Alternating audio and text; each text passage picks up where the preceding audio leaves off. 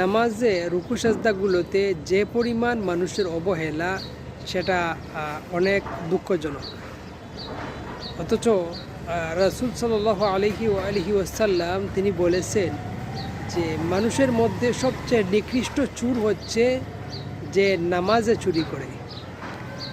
তখন রাসূল সাল্লাল্লাহু আলাইহি ওয়াসাল্লামকে সাহাবা একরাম প্রশ্ন করে, ইয়া রাসূলুল্লাহ, মানুষ নামাজে কীভাবে চুরি করে বা মানুষ কীভাবে নামাজ চুরি করে? তখন রাসূলুল্লাহ বললেন যে লা ইউতিম্মুর রুকু আহা ও সুজুদাহা, অর্থাৎ যারা রুকু এবং সেজদা এগুলো ভালো করে আদায় করে না, পরিপূর্ণ করে না, তারাই হচ্ছে নামাজ চোর।